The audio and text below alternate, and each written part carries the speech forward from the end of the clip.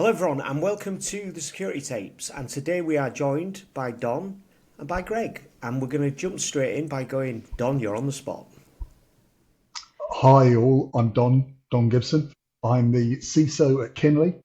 Don't worry if you've not heard of us. We are a global audiovisual provider, so event spaces for corporates, boardrooms, collaboration spaces, that kind of thing. My background is I've been in cyber or information security for 23 years now. I think I had hair when I started, I'm not too sure. I started in investment banks, went through kind of pharmaceuticals, gaming, gambling, manufacturing, government, and I decided to go over to the other side and see what being a supplier was like. During my time there, I have been in a couple of fairly major incidents. Some I can talk about, some I can't. The one that really affected me, though, was 5 years ago now, which somehow is a lifetime. I was at Trethtec when it went pop with global ransomware. Other members of our team did a huge amount of work. We got the place back and working just before a little virus in the Far East started making its presence felt, which, when you're doing travel money, kind of a problem. So worked myself into the ground, and quite literally, as in a couple of months after that, at the age of 44, I was having heart surgery, as directly attributed to the what went on and the amount of stress and etc.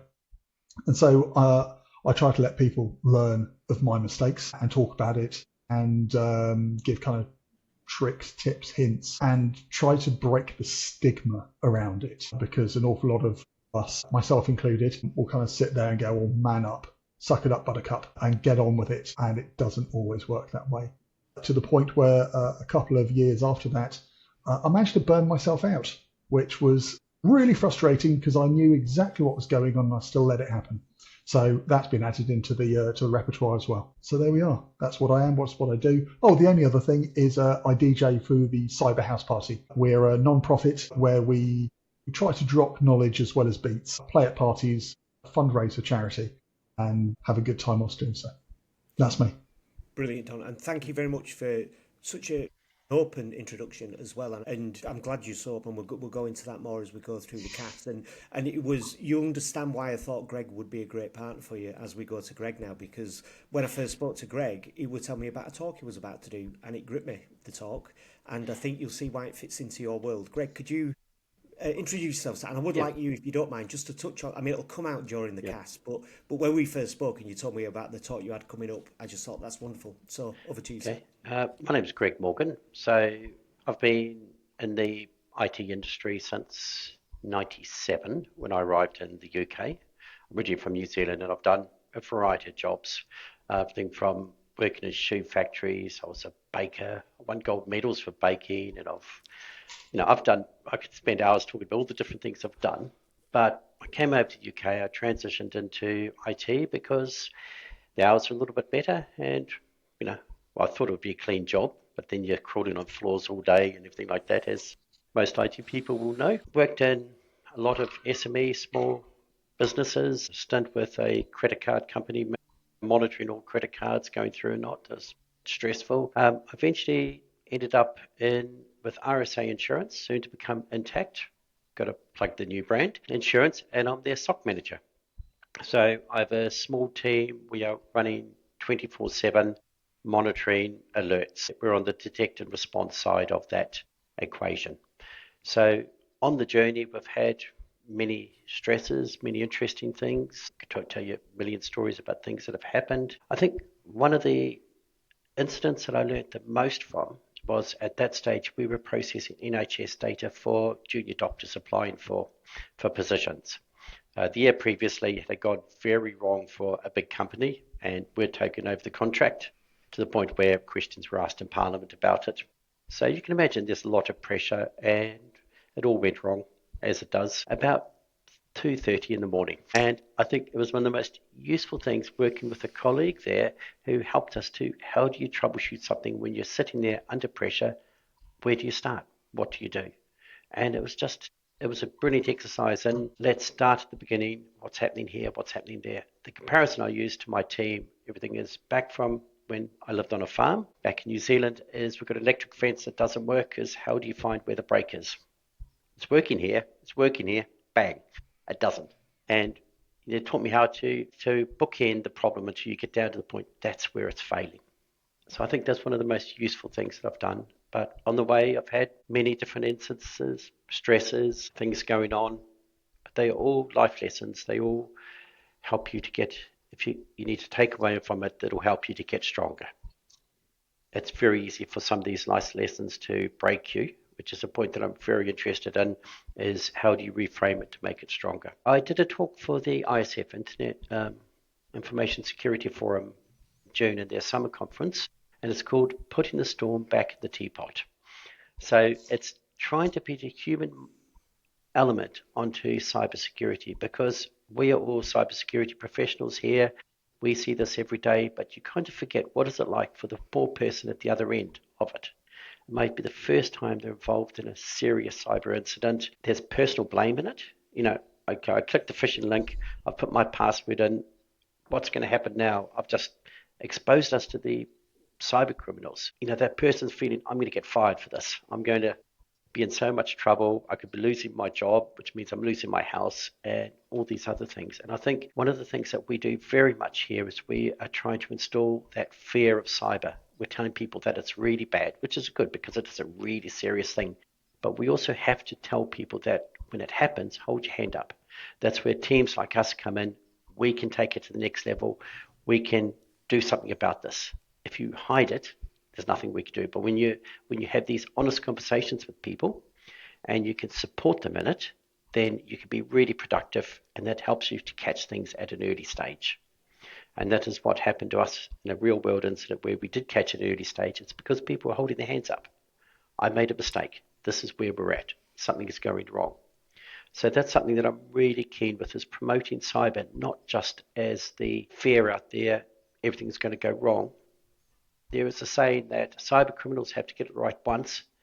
Us as defenders have to get it right every time. When you look at a might map and the stages of cyber attack, you realize that's not true. A criminal's got to get it right 7, 8, maybe 10 times to get from initial access through to lateral movement, through to exfiltration. We as cyber professionals have multiple attempts to get them. The sooner you get them, the further to the left of the table you get them, the better it is. But I think we need to promote there. It's not just about the individual clicking that phishing link, their password being compromised. There is a chain of events there, and we need more engagement with the community. And we also need to support them. It is a very frightening thing to be subjected to a cyber attack, or when you are being deceived by somebody through social engineering. You don't want to admit it. Nobody wants to hold their hand up. And as a cyber professional, we do not want to hold our hands up and go, oh, we made a mistake. And I've made mistakes, but I don't want to be talking about them. But I've been caught on the other end of these too. They're very good at what they do. So amazing. Thanks so much for that, Greg. It's great to have both you gents on. Great intros. I feel like there's so much to talk about there. And I think the thing that jumps to my mind, particularly when we're talking about almost the welfare aspect, and what I would like is almost top tips for the individual. How do you keep yourself sane, whether you're a practitioner down on the front line, whether you work in a SOC, whether you're dealing with an incident, or whether you are a decision maker, a leader, you've got teams under you. How do you look after yourself first before you look after the team? And then we can talk about how you look after your people. How does that sound? If I may, the first thing with that is we need to understand why and not before how. So I did an amazing talk with a lady called Dr. Hubbard. I say amazing. She was amazing. I just sat there in absolute awe at this amazing lady. Basically, I went through what I was feeling and how I was feeling, etc. And she was explaining to the rest of the group. It was a keynote at a conference, closing keynote. So she was explaining to the rest of the audience what was actually going on inside my body to generate that emotion, that feeling, that response, etc. And what it boils down to is at the very beginning of our evolution, We'll start with that, with evolution. Why is our job stressful in cyber? Evolution in the natural world takes very quickest multiple decades. Yeah. It normally takes hundreds of years. We have an evolution time of a second, where CVSS 10 release, you've got a hole through your firewall, etc. You have to adapt. You have to evolve right now. Everything you think has now changed. That point has changed. So we have to be incredibly reactive and responsive to that. So we have to have some kind of flexibility in there to even start. The second part is our job is all around risk and threat.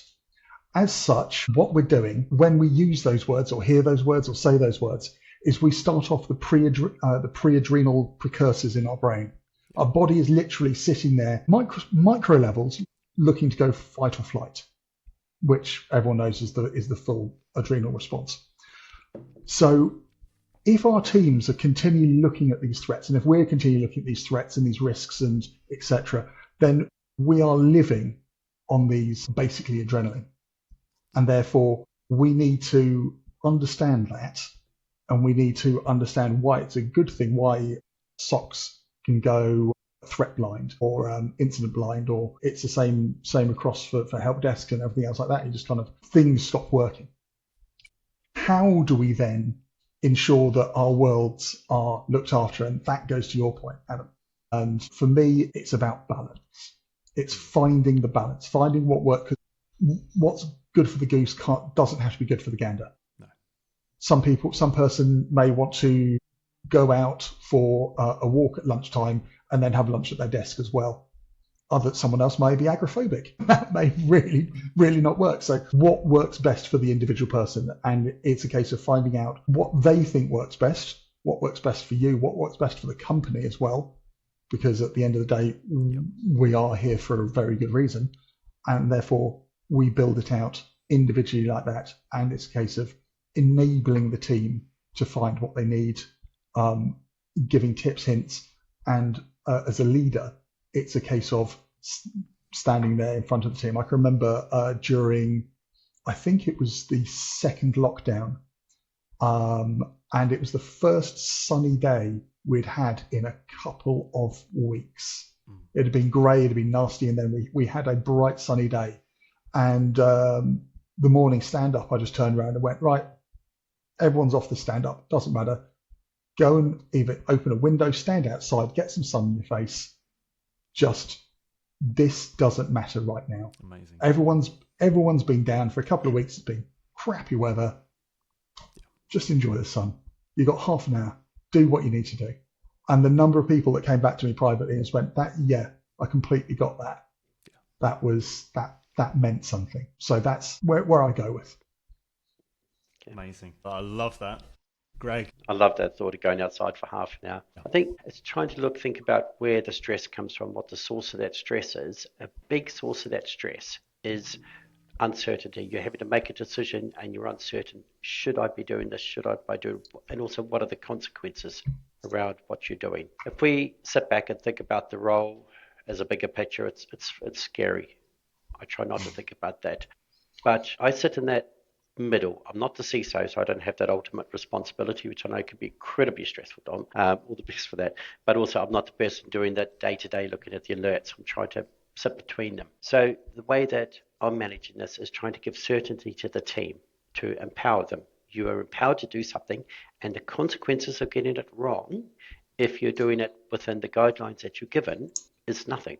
The worst consequence is you're going to need more training on it. You're trying to take that fear away from them, so they're not thinking, I'm going to be out of a job tomorrow because I've missed something. It's about trying to give them some structure and give them that confidence in it. And for myself as well, especially when it comes to the stress point for me, is the incident response. When we do have an incident, is it real? Is it not real? Should we be turning off half the company? Should we be doing everything else like that? We have predefined what you're allowed to do. We've predefined these are the criteria that you can take actions when you can't take actions.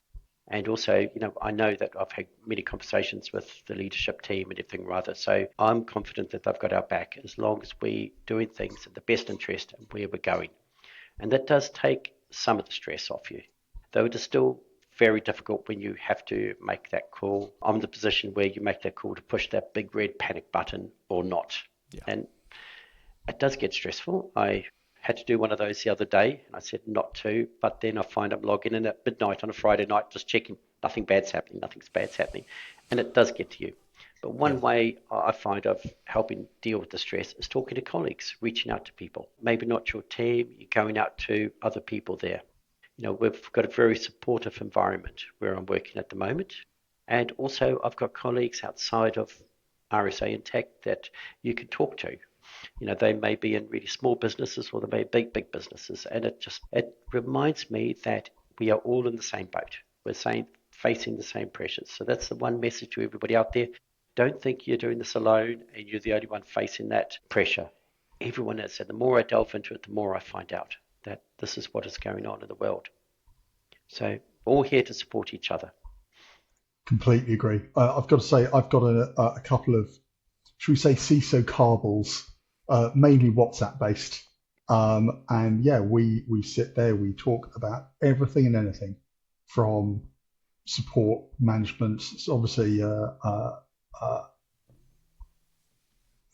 we make sure that certain names are never mentioned, shall we say? But we know where everyone's from. We are literally all friends. And yeah, I've got to say, Greg, that kind of peer support's really important.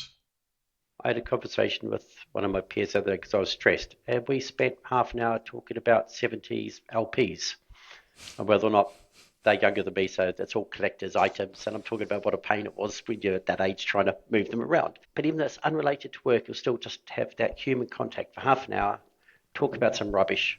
And it's like, hey, feel better for it now.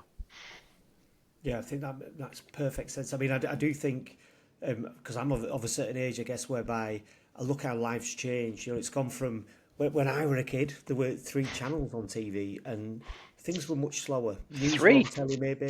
Three. Yeah. TV. No, news were on maybe about 3 times a day. I remember when breakfast news were a new thing. And you look at how today is, and we're all switched on constantly, all the time. And everything I'm hearing today is fascinating. Don, what you talked about the years it takes to evolve, then you look how we're living now. It just don't tally at all. I said on yesterday's cast, or one of yesterday's casts, about, I don't know if you've come across Jumping Jesus before, it's called, and it's all, look at us, we're mankind, and we invented fire, and we invented a wheel, and then microchip came, and all of a sudden everything goes insane in terms of our development, and we're still trying to catch up as whatever we are here doing what we do, and so yeah, it's not surprising we're under stress, and I think it's the thing that I've been thinking a lot about recently is the maturity of the industry, full stop. Like even the computing industry, because in my lifetime when I started work, I didn't have a computer on my desk. Computers were them things at school that if you press the big button in the middle, that it broke it. That were kind of where I came from with computers, and we've seen where we are now today, where they're in us pockets. Like to say that what's on your phone now could have taken the Apollo mission to space. It's frightening, really. And I just think that sort of maturity we've got, we're still learning. And then I think about the teams, and really hit me hard when I spoke to Greg before you, Don, and it hit me hard about what Greg wanted to talk about. I think, yeah, I never really thought about that. There are a lot of people under a lot of pressure, and you were straight up and you opened up, Don, and said where you'd been. I thought, I can't believe this, but I do believe it because it's true. But it's not talked about, and it's good that it's out there because I don't think people realise what the teams in security do. And I got really angry with the M&S attack. And I got really angry because I've got B in my bond. I've done for a while that security were my band. I saw them first. And all these folk come along because they were attracted by the money. And they wanted the cash and they wanted the glory of security. They're in it for wrong reasons. I were there when people hacked people because they wanted to say, what you're doing's wrong. You're selling something to people and it's not even working. So I'm going to tell everyone because it's not fair. And they're going, you're illegal. They're going, I'm still going to tell them. So they've got this nice sort of little pact together where, well, I'll tell you what, I'll tell you first, you fix it. Yeah, right, well, then we'll tell everyone you found it. Okay, then. And that's the world I came from with security. And I do think there's that thing of people don't realise what job you guys are doing. It's just like, oh, yeah, you're in security, and it's kind of passed off. Someone yesterday equated it to warfare. And I thought, I get that, because I remember reading recently about when not come out, that people try to claim on the insurance, only to find out that the insurance companies, not against RSA, it's another insurance company, I think, and turned around and said, well, it's an act of war. And they're going, no, it's not. I just got fished by this thing. No, it's an act of war because it's actually was written by one of the warfare units. And like you're thinking, that's what people doing their everyday job are doing now, is they're fighting, in essence, against foreign military units, is what someone said to me yesterday. And Yeah, some of them are. I mean, it's all funny enough. Cybers has this real thing about military. I mean, we talk about blast zones and DMZs and things Brexit, like that. It's like there's a crossover there for sure.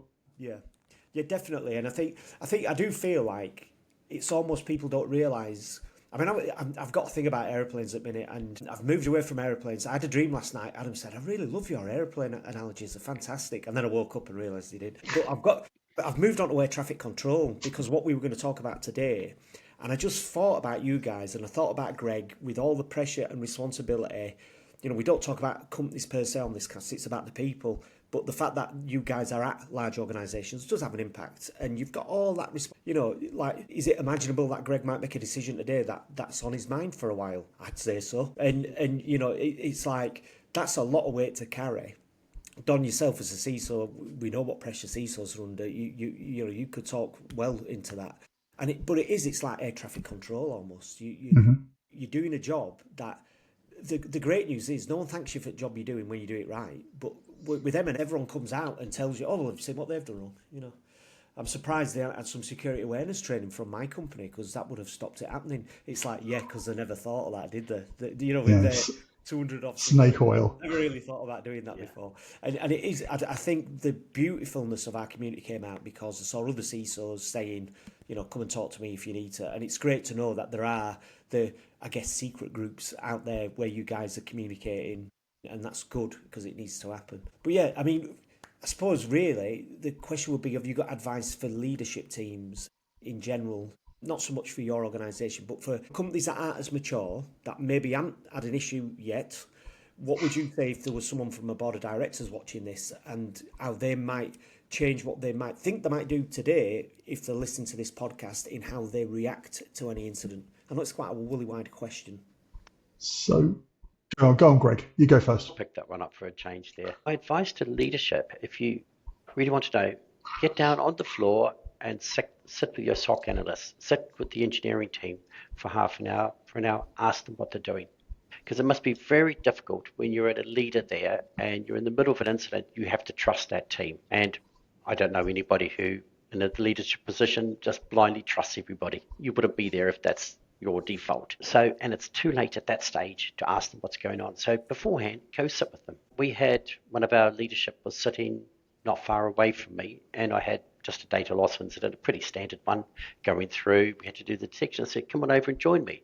And they watched it all, and they said, this is really interesting because I know it from the policy side, I know it from all the LT meetings and stuff, but they didn't actually see what you do on the ground. Why did you make that decision? There is a person on the other end. So I think the thing for the leadership is go talk to the people actually doing it, think about it all, but also look at what the risk is. Let's not just go, we saw a new threat actor called dyslexic hamster, we need to be reacting to it. What are the actual threats? Because they only attack in Uber and online delivery companies, so why are we worrying about it? Try to be a bit targeted in what we do look at, because you can't stop everything. But do talk to the people on the ground. I want to hear more about dyslexic hamster, quite frankly. That was brilliant. I'd say that's really good advice. I'm going to go at it from a different way, as you've gone at it that way. There's lots of free stuff out there, such as IASME gives lots of free advice. They're the people behind the Cyber Essentials and Cyber Essentials Plus. There's the OWASP cheat sheet series, which I had to say that very carefully. And that's basically subject matter experts who've given kind of like 5 or 10 questions for C-level to ask around that product or that capability. And so you can ask the questions and find out, have the team actually been looking at it properly? Do they actually know what they're talking about, et cetera, et cetera. So it's all that kind of, there's lots of free stuff out there that you can use. In case of finding it, that's important. Amazing. So I think I always wanted to go back to being a technical person. I get pulled into the nuts and bolts of things. And Greg, earlier on, you were talking about this idea of how attackers only need to be right once, defenders need to be right all the time, and you didn't think that was in fact the case, and actually you had lots and lots of opportunities to get it right. Can you talk a little bit more about that? Because as an attacker, I spend so much time living on the kill chain, and I know exactly what you mean when I think of the missteps and all the potential points I could get caught. So taking the very high profile retail attack that happened, there was initial compromise in there, but then there were a number of things that they did before they got to the execution stage. And it's about understanding what those steps were. We're fortunate that we have a lot of knowledge of what was going on there. This is what I love about the industry. They share things. Everybody shares stuff in there all the time. They could have got it initially, but then there was another event that went on. Again, there was a failure process there. And it's about looking at your MITRE. I'm a huge fan of MITRE. MITRE is brilliant. Looking at it there. So you've got your initial compromise. They want to do persistence, defense evasion. So why has somebody cleared logs out? That should be a real thing for you to look at. You're alerting on clearing of event logs, because that shouldn't be a routine basis happening in there, or it's done outside of the schedule there.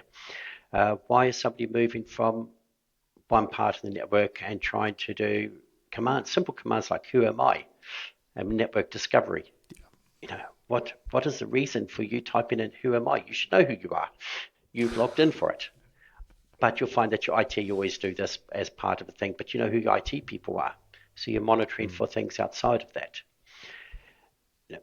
It's understanding how somebody attacks you, breaking it down to the steps of it, which is why I find the MITRE so useful, because it helps you to understand that.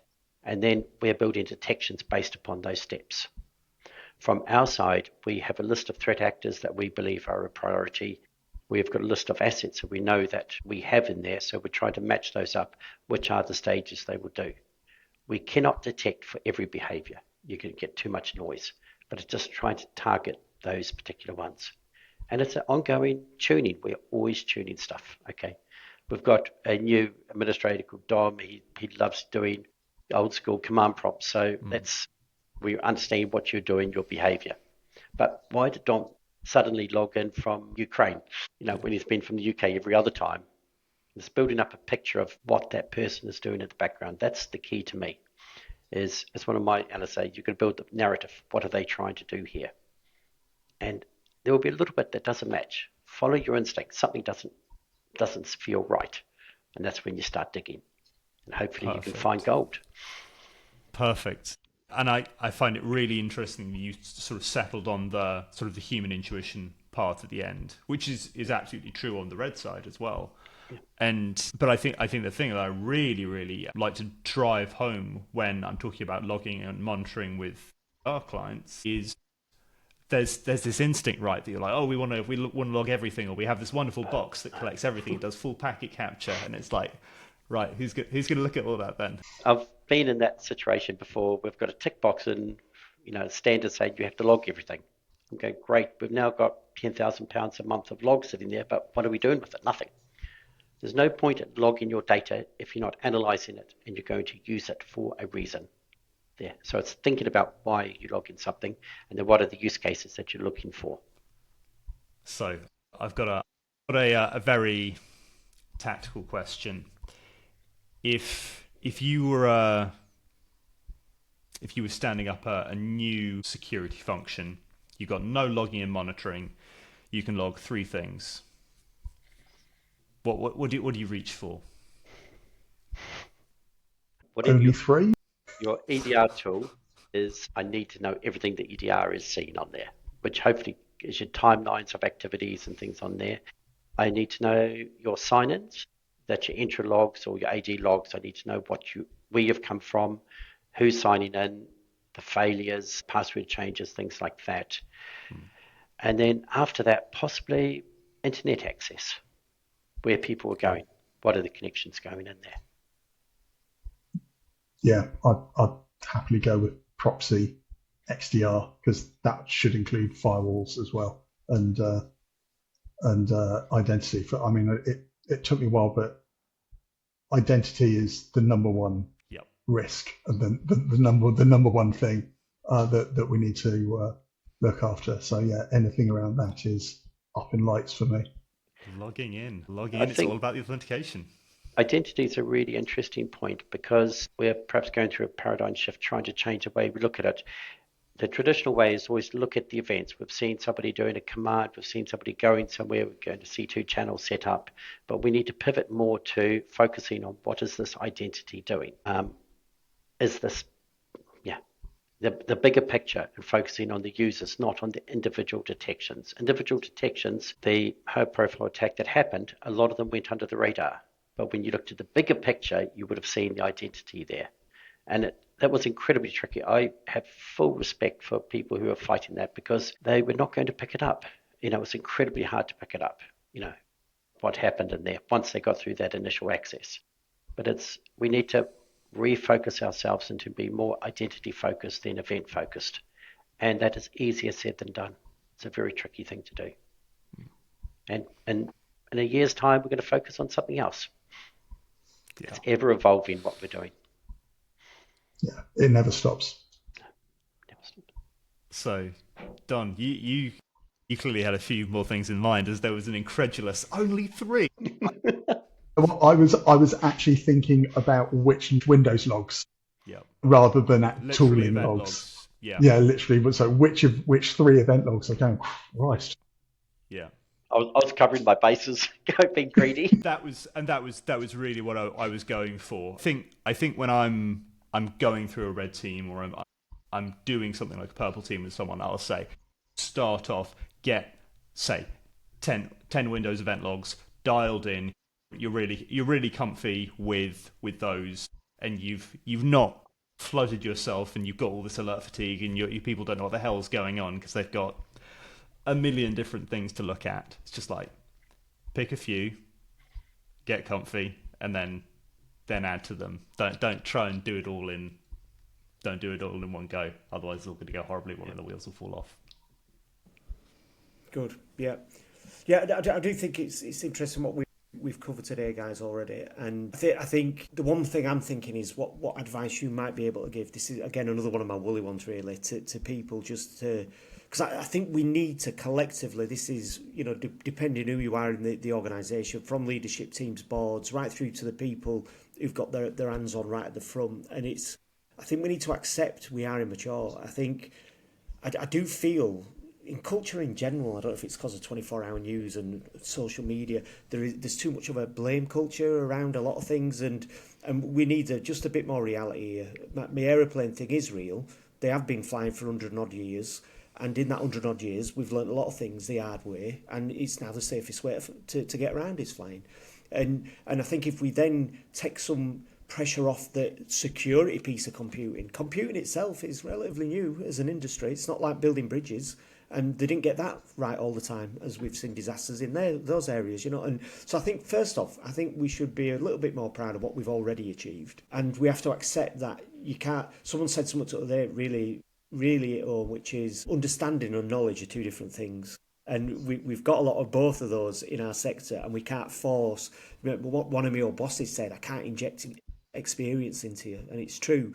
But I just think maybe we can speed things up a bit, and maybe by sharing, as you guys do amongst yourselves and with other people that that's great. And if we can spread that out throughout everybody doing this job, that's great. But if you had to sort of give advice, generally speaking, to people about how to deal with the pressure that they're under doing this job, and what they can do practically, because there's so much to do, you just can't do it all. What advice would you give to take some pressure off but still be effective? So I was going to save this for a wrap up, but this covers everything. So this covers management trust, this covers training, this covers your question, Vin, about basically how can we get an understanding about where everything is. And the answer is wargaming. We're back to the military thing again, I know, but wargaming, testing. If we actually do proper wargaming, proper scenario-based tests, where you say, right, this is happening and X, up to the point where I did a war game quite a few years ago where we knew the CFO wasn't going to take it very seriously, but he was also a smoker. So he decided to step outside for a smoke, and there was a fake film crew waiting for him. Would you like to comment on this? Blah, blah, blah, blah. And he came and go, right, okay, I'm getting this now. We need to, I love it. etc. That's for me, it's not the be all and end all, but it really will highlight where there are issues, where there are potential issues, where things could be improved. For example, in wargaming, how many people have got the HR team involved to ensure that the people who are going above and beyond get time in lieu? Is that actually enshrined in policy, or is that down to individual manager discretion? Things like that. How can we actually protect both the management and our staff actually by policy and by support? Little things like that would actually really make things easier and reduce the impact, quite frankly. How many managers have decided that if the brown stuff really does hit the revolving object, are they going to split the team in two? Are they going to have, not call it alpha and beta because there's just too many connotations with that, but team Monday, Wednesday, Friday, and team Tuesday, Thursday, Saturday, etc., which means you've always got people, but you've got someone going one on, one off. That means they trust what's going on in the background. They can actually sit back and relax as far as they can, or try to get some sleep, or whatever else, get some food in the house. Anything other than being tied to a desk, slowly turning into a croissant in front of a screen, and just working harder and harder and harder. It's all about making sure that we've got the right process in place, that everybody knows what they are, both hard and soft skills, and how to move it forward with that. So that's interesting. So that's the second time I've heard someone bring up the the team A and B setup, but not necessarily in a crisis situation. Also, because of the rate of burnout in SOCs, doing it just on your normal days, just that's what you do on Tuesdays, and making sure that you have almost weekly rotations. So sometimes you've got a full-time team and they're responding to incidents, they're doing all that good stuff, and then B team, A team, whoever it is off. They are having their downtime, they're doing research, they're getting their collective head straight, so they don't want to kill themselves because they've looked at another horrific log. And they've just got interest in their work, meaning in their life, and training, absolutely. anything other than the day-to-day drudgery or the incident. Absolutely. And I think it goes back to, and we were talking about this on an earlier podcast, for a lot of people, money is important. And none of us are a charity, right? But I think particularly in cybersecurity, people need to feel engaged in their work. They want to feel what they do matters. They want to feel like they're progressing. They want to be trusted and work on interesting stuff. They want those training opportunities. They want to be able to go and upskill. And you can feel trapped when you are just locked into a first line SOC job. And it's not surprising that you have people who are burning to a crisp in a year or 18 months and before going, how do I get out to literally anything else? Yeah. Governance, compliance, help desk, I don't care what it is as long as it's not SOC. Because to me, this entire conversation is actually a fiscal conversation. Because quite frankly, the amount of money it takes to onboard someone, train them, get them going. Absolutely. And then they burn out because we haven't looked after them properly. And then we have to go through the entire cycle again. The looking after them properly would be a tiny percentage of what that cycle costs. Absolute no-brainer. Yeah. So come on, we can do this. We can get on this. Yeah, definitely. I mean, I want to bring Greg in for Greg's answer, but I just wanted to touch on what you were saying about the wargaming aspect, really, Don, because again, I were on an earlier podcast, I mentioned about the England football team, and I always remember I was fascinated as a young England fan by Terry Venables. I just really liked him. To me, he was what a football manager for our country should be. He were amazing until they asked him what his view were on penalties. And he went, no, we don't practice penalties. And it's like, what? And why is that, Terry? Well, can't see point. And it's like, you can't see point. Have you been this side at screen, mate? Watching us go out of every single competition. Give me a reason why we don't practice penalties. That's a good one, and I'll listen to you. And the only thing that ever came close as a music fan were when my friend, whose friend presses records in London, give me Oasis's first album on tape before it were anywhere near shops, and I heard this amazing stuff. And then I saw him being interviewed in real life, and I thought, nightmare, they're horrible. What horrible people. And that was the only thing. Terry Venables saying he don't practice penalties is the only other thing like that in my life. And it's like, then I think of someone like Arsene Wenger, who come across with his calm, measured approach to life. And he took an Arsenal side and he said, we're not all going to go to the pub every day. We're going to do it this way instead. We're going to think really cleverly. And I'm going to find these players that are not heard of, and all of a sudden they're going to be sold on for multi-millions of pounds because I manage them right and I do the right things as a manager. And we practice and we drill and we train and we look after ourselves and we look after each other. And look what he did with that side, you know. So yeah, I think definitely drill again. Drill when people are expecting it. Do when they are, and then do it again when they're not, and just keep catching them out. Because some of the most exciting work I've ever been allowed to do, they won't let me anything that I can press a button and it breaks, but they do sometimes let me do cyber attack simulations and use my warped mind to come up with ways where I get people to click things, and it's so much fun and it's so easy, and it's horrible and beautiful at the same time. But Greg, I wondered if you had things you'd like to sort of say about that. I think looking after your team is vital. I remember one company where we had the big manual, fat manual, that when things hits the fan, this is what you do. And the boss questioned, why on the first page you've got a pizza delivery menu? I said, because I have done too many nights here. I literally spent so many nights in that company in server rooms. It's like, you need to look after people. But it's people need to feel appreciated. They need to feel supported as well. But you can't prepare them for the stress, especially of a real incident. It's a stress that I'm sure we've all been in, but for somebody who's not been in, it is an incredible stressful position. It's really hard. So the wargaming and the training is what will get you ready for that. And I've got one tomorrow that I'm doing, but change it around. You don't need to bring in one of the big 3 people to create this. You can create it yourself. So we are transitioning to a new identity with Intact. So I've grabbed one of the new accounts before anybody else has even seen them. And that will be the compromised user. They've got to go. But to make it a bit more interesting for them, the senior SOC analyst is taking the scribe role. I'm going to be sitting at home. So the number 3 person has to run this. And he's got the 2 juniors have to do all the investigation to put them under a bit of pressure. And there'll be a few other things. There'll be some DLP going on in the background for stuff, and they're doing it. So just trying to change it around, put a little bit of pressure on. And then I said, after this, irrespective of what happens, we're making pizzas for everyone. We're going out for pizzas. I have a pizza oven at home, so I said, I'll fire it up for you. But it's changing things around, getting them practicing, expose them to a bit. But after the event, talk to them. How did you feel?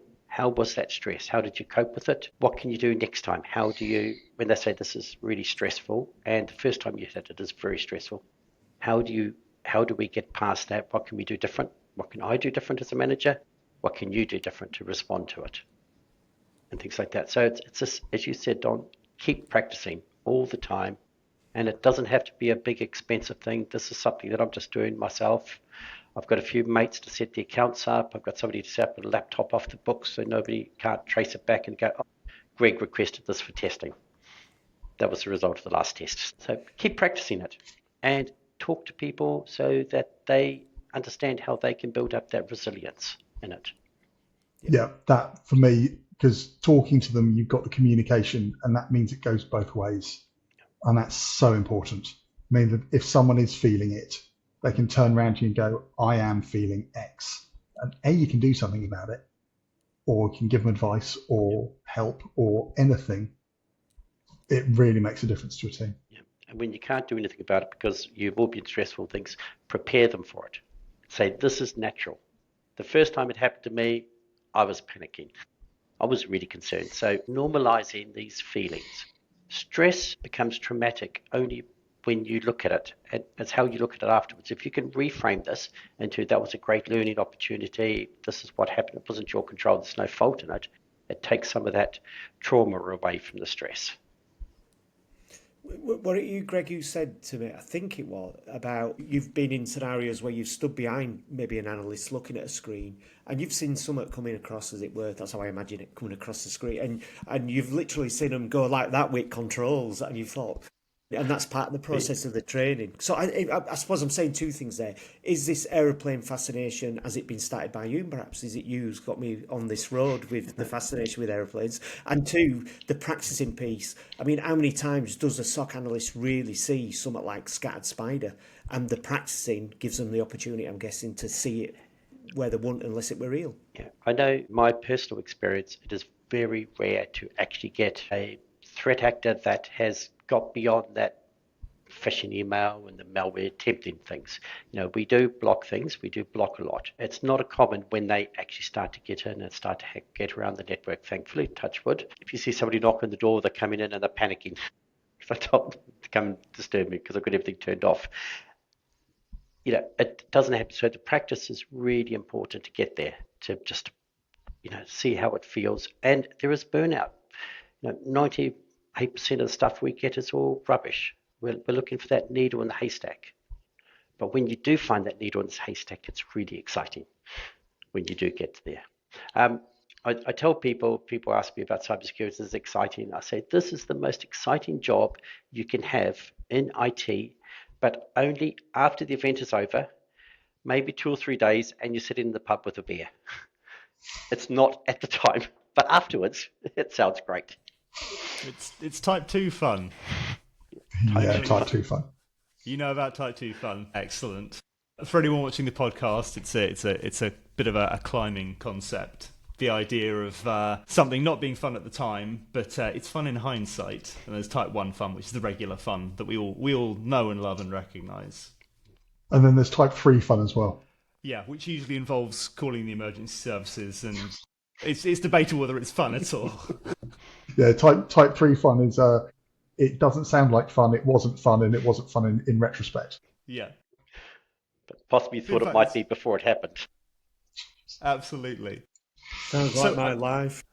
I've got a thing I picked up from that, actually, and that was checklists, SOPs, documentation. It's almost the boring side of it, but I think having a process when things are hitting the windmill takes the fear out of it, takes the stress out of it. You can fall back to the level of your training, should we say, and you've got a list that you can go through. And I think that is the hidden thing about documentation that people don't think about is that it will be there for them on the worst day. Playbooks really important, but it also helps with things like insurance, with auditors, and then management wanting to know, do we have this, that, and the other? They go, well, here you go. Here's the playbook. Here's our ransomware playbook. This is what we'll do. And yeah, it once again builds trust, but it's also a good thing to fall back on. I did have one incident where we were dealing with some phishing and things got a bit out of control in another company, not here. And one of the managers coming out, what's happening? What's going on? I literally just picked up the playbook. Here it is. We have a playbook. We're following this scenario. If you want to know what we're doing, read the book. And they went away. Then afterwards, I'm checking it. Oh, did I actually follow that scenario? But it builds that confidence back. Yes, we know what we're doing. Give us the time we need to do what's needed. Amazing.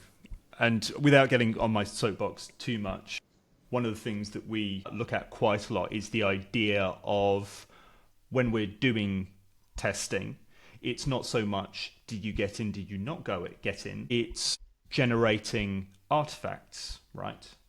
Taking these artifacts for the defensive team, for the system administrators, for the defenders, and curating this library of learning opportunities, essentially. Because as you say, it's not so common that you will see a legit scattered spider attack burning through your network and it gets to the point that they're doing lateral movement persistence and all that badness.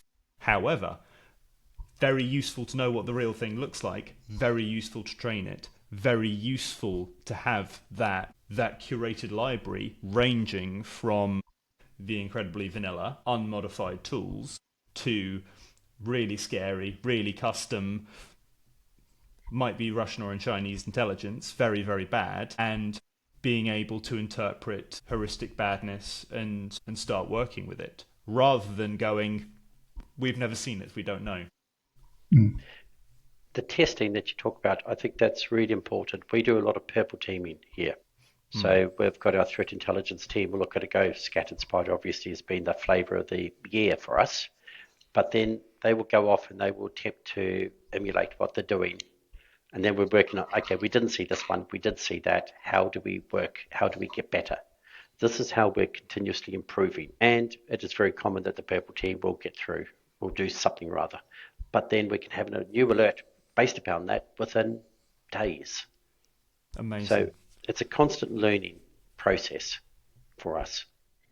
And I've got to say that's across the board. Greg, you were entirely correct. You've been entirely correct the entire time. But the when you said we share intel, we share information, IOCs, all that kind of good stuff. And being able to turn around to like my help desk and go, right, password resets.